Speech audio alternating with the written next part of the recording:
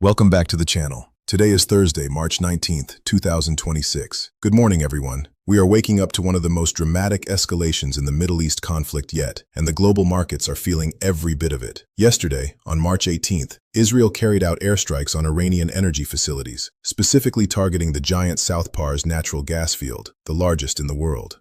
Hours later, Iran launched a direct counterattack, firing missiles at Qatar's Ras Laffan industrial city, which is home to the world's biggest liquefied natural gas export hub. QatarEnergy immediately declared force majeure on all its liquefied natural gas shipments and shut down production. This is a game-changer for energy markets worldwide. Let us start with the overnight action in Asia, because the reaction there was swift and brutal. Asian stock markets closed sharply lower across the board. The Nikkei in Japan dropped more than 3.5%. The Hang Seng in Hong Kong fell almost 4%. Mainland China's Shanghai Composite lost 2.8%. The reason is simple. Investors are terrified about what this means for global energy supplies. The Strait of Hormuz is already under heavy pressure from the ongoing conflict, and now the world's largest liquefied natural gas facility is offline. Energy stocks in Asia were mixed. Some oil producers rose, but overall sentiment was deeply negative because of the risk to everything from shipping to inflation. Now let us turn to the United States markets, which are just opening as we speak. Futures were already pointing to a volatile open, and right now the S&P 500 is down about 1.2% in the first few minutes of trading. The Dow Jones is lower by around 300 points. The Nasdaq is down 1.8%, dragged lower by technology names that hate higher energy costs. Oil and gas stocks, however, are the clear winners this morning. ExxonMobil is up over 4%. Chevron is gaining 3.7%. The energy sector as a whole is the only bright spot in an otherwise red market. The real story today is oil and natural gas, so let us dive deep into what is happening. Brent crude, the global benchmark, opened this morning around $111 per barrel. It spiked as high as $118 overnight, before pulling back slightly. That is a jump of more than 10% in the last 24 hours, and more than 60% since the conflict began in late February. West Texas Intermediate, our U.S. benchmark, is trading near $98 per barrel, also up sharply. Analysts are saying this is the biggest single-day supply shock we have seen in decades on a barrels-per-day basis. Why is the move so violent?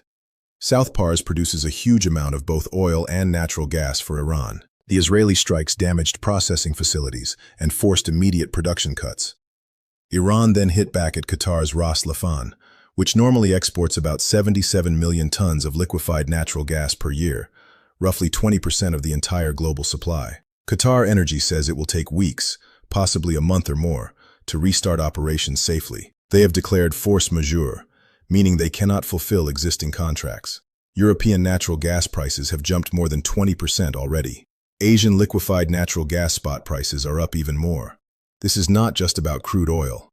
Gasoline prices at the pump in the United States are already climbing fast. The national average is now approaching $3.80 per gallon in many areas, and could push toward $4 very soon if this lasts.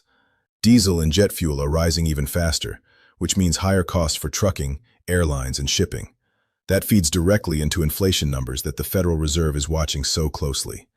On the natural gas front here in the United States, Henry Hub spot prices are now around $3.40 per million British thermal units, up almost 15% in 2 days.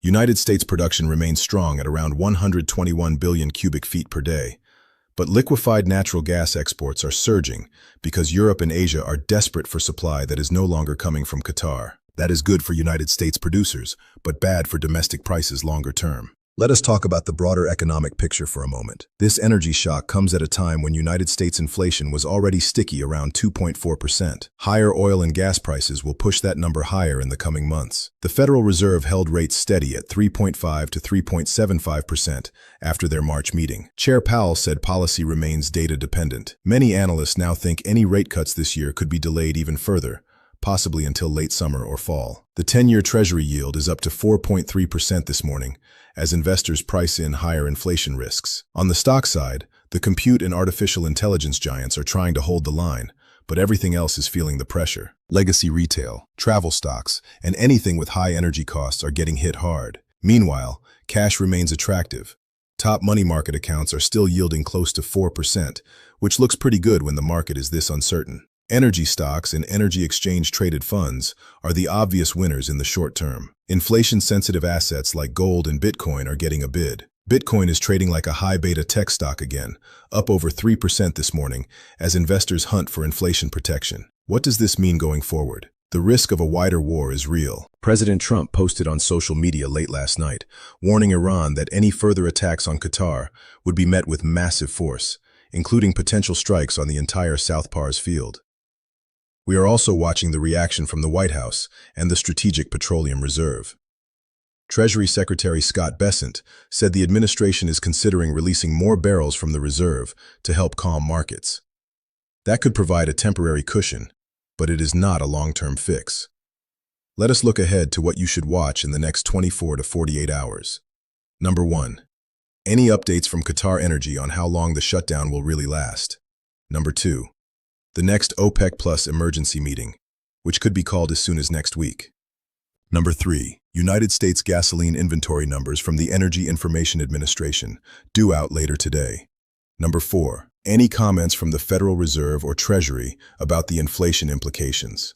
This situation is moving extremely fast, so we will have another update for you later today or first thing tomorrow, depending on how the news develops. What are your thoughts? Do you think this conflict de-escalates quickly, or are we looking at sustained $100 plus oil for the rest of the year? Drop your comments below. If you are new here, hit that subscribe button and the bell so you never miss a market update. This is not financial advice. Always do your own research and trade responsibly. Thank you so much for watching. Stay safe out there, and we will see you in the next one.